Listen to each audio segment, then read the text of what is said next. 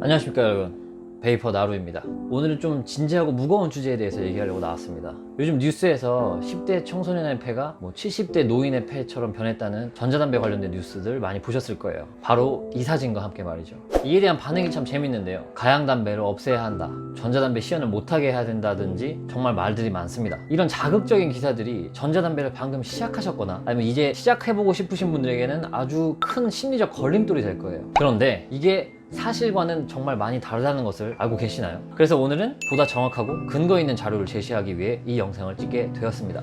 전자담배의 유해성과 미국 폐질환 사건의 진실에 대해서 좀 더 자세하고 심도 있게 말씀을 드리려고 하는데요. 전자담배에 대해서 아무것도 모르시는 분들도 이해하실 수 있도록 아주 천천히 자세하게 설명하느라 영상이 조금 길어질 것 같으니 그 점 양해 부탁드립니다.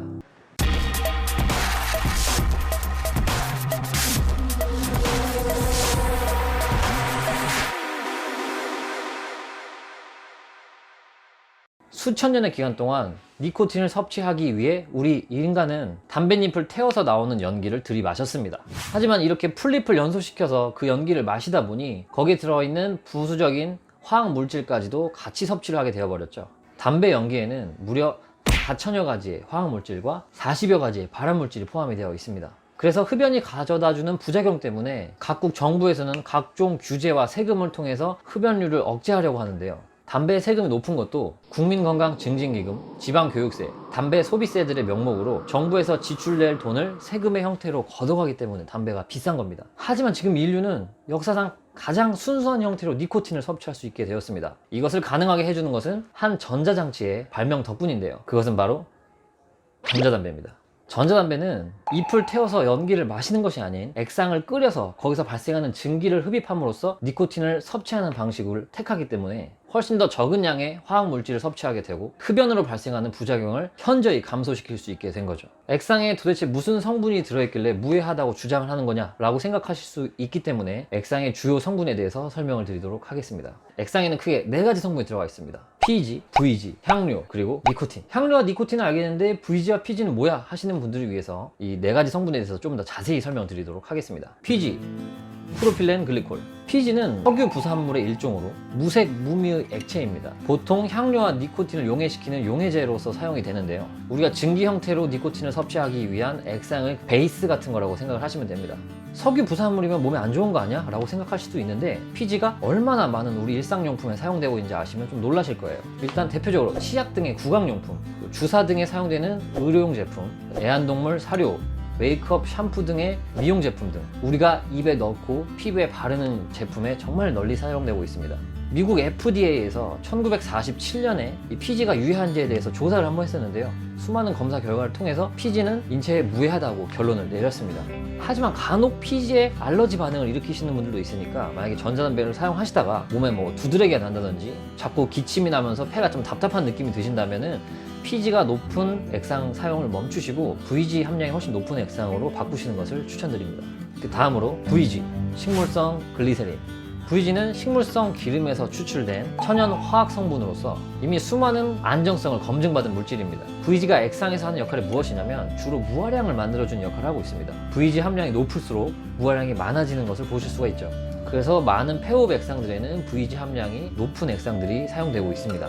VG는 기본적으로 점도가 높기 때문에 VG 높은 액상을 살펴보시면 조금 더 끈적하다는 것을 보실 수가 있으실 거예요. 이 VG 또한 식물성인데다가 천연 화학 성분이기 때문에 아주 많은 일상 제품에 사용되고 있습니다. 각종 감미료, 메이크업 등의 미용용품, 거품 목욕제, 애프터쉐이브 같은 각종 미용 제품, 애완동물 사료, 비누 및 핸드크림, 특정 약물, 캡슐 알약 및 젤, VG 또한 우리가 정말 입에 넣고 피부에 바르는 많은 제품에 사용이 되고 있습니다.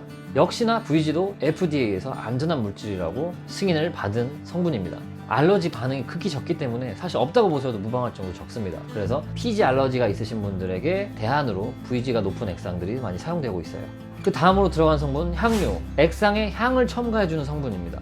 향료 덕분에 각종 과일향, 시가향, 껌맛, 음료맛 다양한 맛을 만들 수가 있는 것인데요. 이 향료 또한 우리가 먹는 음식에 정말 흔하게 찾아볼 수가 있는데 각종 과일 주스, 뭐 초코우유, 바나나 우유 이런 데 옆에 보시면 다 무슨 맛 향료가 들어가 있다고 적혀 있는 것을 보실 수가 있어요. 그 외에도 뭐 치약이나 로션이나 뭐 섬유유연제, 우리가 입에 넣고 바르는 거의 모든 제품에 향료가 들어가 있습니다. 전자담배 극초창기 때는 이 향료가 몸에 안 좋을 수도 있는 향료도 넣고 해서 부수적인 문제가 발생하기도 했었는데요. 요즘 전자담배 액상 회사들 같은 경우에는 이런 문제에 대해 충분히 인지를 하고 체내에 흡수되어도 무해한 향료만을 골라서 사용하고 있기 때문에 이 점에 대해서는 크게 걱정을 하지 않으셔도 됩니다. 이러한 이유 때문에 제가 출처 불분명의 신규 액상 회사들 제품을 사용하는 걸 좀 꺼려하는 이유이기도 해요. 마지막으로 니코틴, 우리가 흡연을 하는 이유죠. 니코틴은 섭취 시 쾌감을 느끼게 해주는 호르몬인 도파민이 분비가 됩니다. 그래서 기분이 유쾌해지고 피로를 없애는 효과 또한 있죠.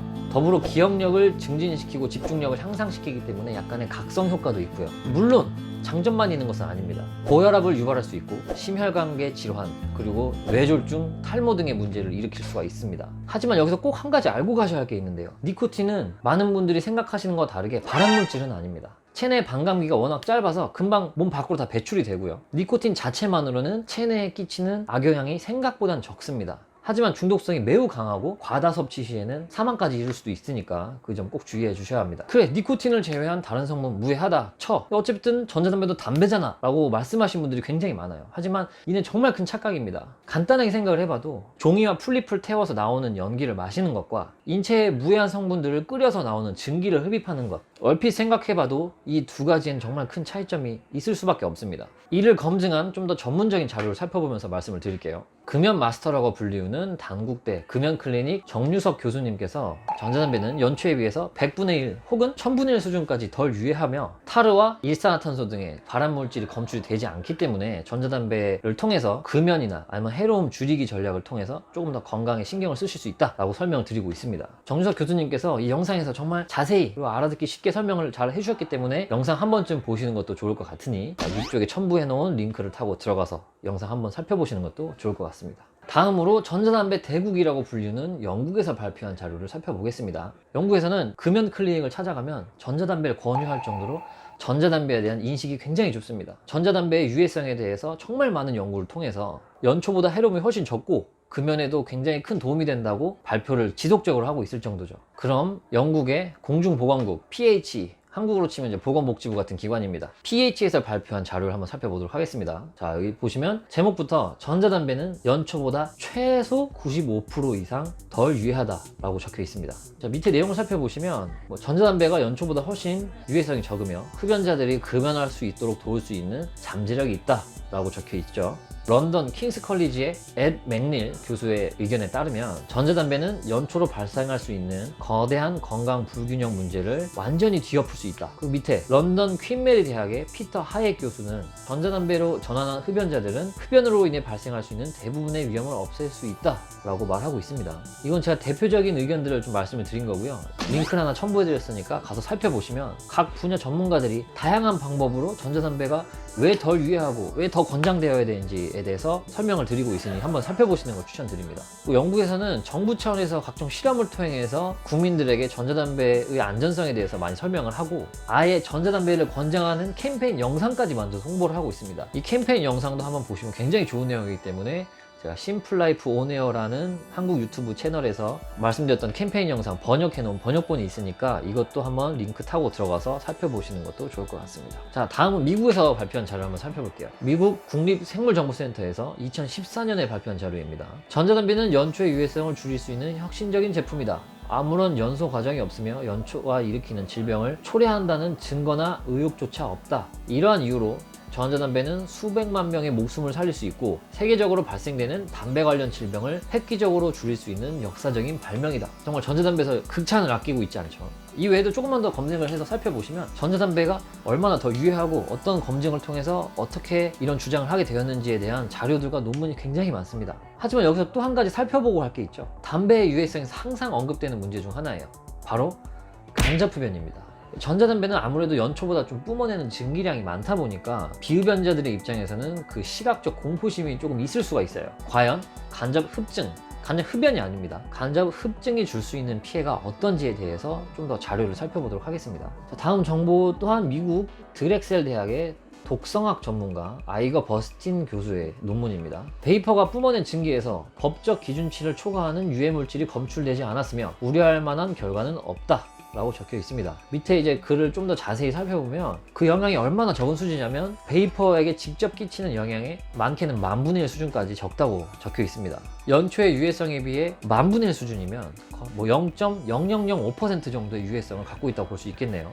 이뿐 아닙니다. 전자담배에서 발생하는 입자가 공기의 질에 전혀 영향을 끼치지 않는다는 조사 결과도 있습니다. UC 샌디에고에서 2017년에 진행한 연구입니다. 193개의 저소득층 가정에서 사용된 담배, 대마초, 요리, 향초에서 실내 공기에 악영향을 끼치는 것을 발견하였으나 43개의 전자담배를 사용한 가정의 실내 공기에서는 전자담배로 인한 악영향을 발견하지 못했다라고 했습니다. 자, 제가 보여드리는 자료를 통해서 직접 흡증과 간접 흡증에 대한 피해가 거의 없다는 것을 알 수 있었습니다. 그런데 요즘 언론을 뜨겁게 달구고 있는 미국 폐질환 환자는 대체 왜 생기는 걸까요? 이에 관련돼서 미국 질병관리본부 CDC라고 하죠. CDC에서 발표한 자료를 한번 살펴보겠습니다. 자, 2019년 10월 15일에 보고된 내용입니다. 미국 49개 주에서 1,479건의 폐질환 환자가 발생하였으며 33명의 사망자가 나왔다고 보고되어 있습니다. 이로 인해서 이제 몇몇 주에서는 전자담배 금지 법안, 아니면 가양 전자담배를 금지해야 된다는 목소리가 좀 높아지고 있는 상황이에요. 하지만 이 내용을 좀 자세히 살펴보면 많이 다릅니다. 다시 아까 그 CDC 자료를 한번 살펴보면 환자의 대부분이 THC 성분이 함유된 제품을 사용한 이력이 있으며 길거리나 비합법적 루트를 통해 THC 성분이 함유된 제품을 구매하지 말라는 권유가 적혀 있습니다. 동시에 전자담배를 이미 사용하고 있는 유저라면 이런 폐질환 사건 때문에 연초로 돌아갈 필요는 없다고 발표를 하고 있습니다. 미국 정부기관에서도 인정을 하고 있는 거예요. 전자담배 사용하는 사람이 이 뉴스 보도 때문에 굳이 연초로 더 유해한 걸로 돌아가지는 말란 소리입니다. 이 폐질환 환자들 공통점은 불법적인 루트를 통해서 이 THC 성분이 함유된 카트리지를 구매한 사람들이라는 건데요. 이 THC가 대체 뭔데 사람의 몸을 망가뜨리는 걸까요? 이 THC는 테트라하이드로카나비놀의 약자로 대마초에 함유되어 있는 성분입니다. 마약이죠.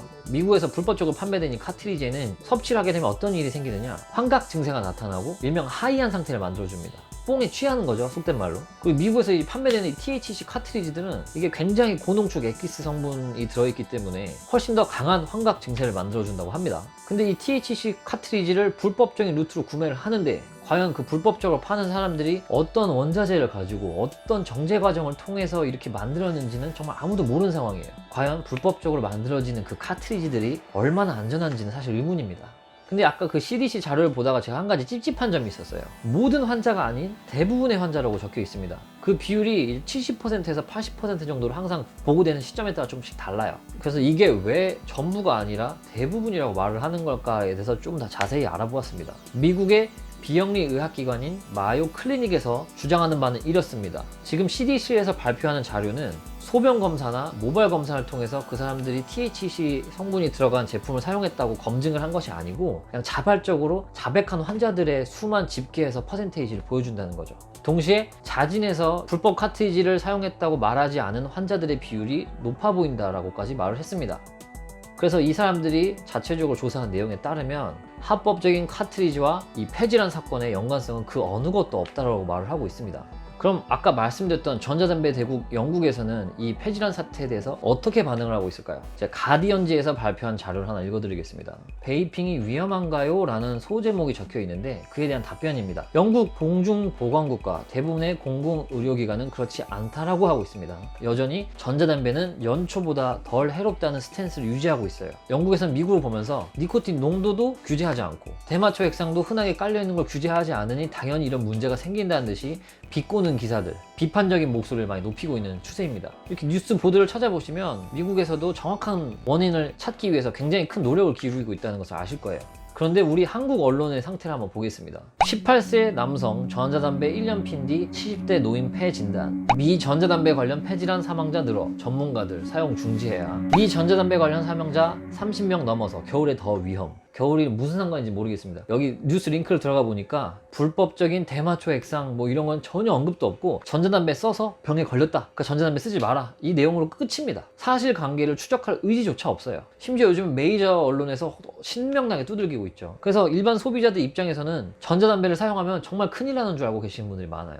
그리고 제가 또 얼마 전에 굉장히 좀 화나는 영상을 한번 봤었는데, 그 방송에서 무슨 불법업소 들어간 것처럼 몰래카메라 들고 들어가서 전자담배 액상이 버젓이 팔리고 있다고 설명을 하더라고요. 버젓이. 이게 무슨 워딩입니까? 지금 전자담배 매장 운영하신 분들 전부 담배 소매인권 합법적으로 획득해서 합법적인 장사하시는 분들이에요. 그거를 버젓이 팔지? 그럼 우리가 뭐 숨기면서 팝니까? 누가 세븐일레븐에서 삼각김밥 버젓이 팔고 있다는 단어를 사용합니까? 이런 부정적인 워딩을 통해서 부정적인 이미지를 만들려는 이 언론의 목표가 대체 뭔지 저는 굉장히 궁금합니다. 게다가 얼마 전에 한국에서도 전자담배 관련 폐질환 환자가 한 명 나왔다는 보도 자료가 있었는데요. 한 명입니다. 확진 환자도 아니고 의심 환자 한 명이에요. 아직 검사 결과는 나오지 않았습니다. 그래서 제가 이거 궁금해서 담배로 인한 폐질환 환자 수를 한번 검색을 해봤어요. 보건복지부에서 발표한 만성 폐쇄성 폐질환 진료 인원수를 살펴보면 2015년에 23만 2156명이에요. 이거는 만성 폐쇄성 폐질환 환자만 따진 거고요. 뭐 폐암이라든지 다른 폐질환까지 따지면 훨씬 많겠죠. 게다가 흡연 관련 사망자는 2017년 기준 6만 840명입니다.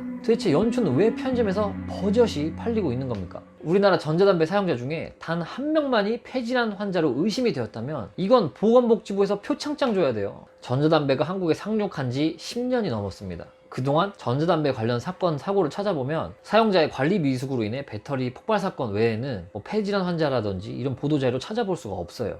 그런데 갑자기 미국에서 대마초 액상이 유행한 시점에서 폐질환 환자가 생겼는데, 이런 인과관계도 생각해보지 않고 그냥 전자담배는 나쁘다, 규제해야 된다, 없애야 된다, 이런 상황이 저는 굉장히 답답하고 화가 납니다. 저는 물론 전자담배 매장을 운영하고 있는 업주이기 때문에 보시는 분들이 뭐 너 밥줄 끊길까봐 그런 거 아니냐 라고 말씀하실 수도 있어요. 근데 저는 매장을 운영하기 한참 전부터 전자담배를 애용했던 사람이고, 전자담배를 사용함으로써 건강이 훨씬 좋아짐을 느껴서 주변에도 전자담배 정말 전파 많이 하고 다녔습니다. 그리고 저희 매장 이용해 주시는 분들, 많은 분들이 전자담배 때문에 몸이 좀 괜찮아진 것 같다, 아니면 냄새로부터 탈출할 수 있어서 너무 행복하다, 이런 반응을 보고 사는 사람인 저에게 뭐 전자담배 피면 죽는다는 식의 이런 분위기가 조장되는 게 정말 답답하고 화가 많이 납니다. 이건 마치 미국에서 라면에다 마약 넣어서 막 끓여 먹다가 누가 죽었어요. 그러니까 한국에서 갑자기 라면 금지시키자, 이거랑 똑같은 상황입니다. 그리고 혹시 전자담배 커뮤니티 살펴보시는 분이 계실지는 모르겠는데, 이 커뮤니티 들어가 보시면 일반 유저들이 이 사태에 대해서 훨씬 크게 분노하고 있다는 사실을 아실 수가 있을 거예요. 다들 연초 끊고 전자담배로 넘어가면서 건강도 좋아지고, 그리고 이제는 그걸 넘어서 일종의 취미생활로 즐기시는 분들이 굉장히 많아요. 근데 이런 편파 보도와 전후관계 따지지 않은 규제와 정책들 때문에 연초로 돌아가는 최악의 상황이 발생할까봐 두려워하시는 분들이 정말 많습니다. 과연 이분들이 뭔가 이득을 얻으려고 이렇게 분노하고 걱정하는 것일까요? 저의 이 모자란 영상을 정부나 관계 부서에 계신 분들이 봐주실지는 모르겠습니다. 그런데 만에 하나 보게 되신다면 정말 전자담배가 사람 몸에 얼마나 해로운지, 연초와 비슷하거나 그 이상의 세금을 부과해야 할 정도로 국민 건강에 악영향을 끼치는지, 아니면 영국의 경우처럼 오히려 국민 건강 증진에 도움이 될 만한 물건인지를 보다 면밀하고 정확하게 살펴보신 후에 정책을 내주셨으면 정말 감사하겠습니다. 저도 차라리 합당한 세금 내고 마음 편하게 장사를 하고 싶어요. 자, 흥분을 좀 가라앉히고 이 긴 영상 짧게 3줄로 마무리하도록 하겠습니다. 자, 첫 번째, 전자담배는 연초보다 최소한 95% 이상 덜 유해하다. 두 번째, 미국 폐질환 관련 사건들은 전부 불법적인 액상에다가 마약을 넣어서 사용하던 사람들의 문제이다. 세 번째, 한국에서 판매되는 합법적인 제품을 사용하고 계신 분들에겐 전혀 문제가 없다. 이상입니다. 그리고 이건 덧붙인 내용인데요, 제가 며칠 전에 과연 내 폐가 70대 폐인지 아니면 멀쩡하고 쌩쌩한 사람의 폐인지 한번 검사해보고자 폐 기능 검사와 폐 엑스레이를 한번 찍어봤습니다. 그래서 여기서 좀 아주 놀라운 검사 결과가 나왔는데요, 이건 제가 다음 영상에서 관련 자료 좀 살펴보면서 설명해 드리도록 하겠습니다. 자, 그럼 여기까지 베이퍼 나루였습니다. 긴 영상 봐주셔서 정말 감사합니다.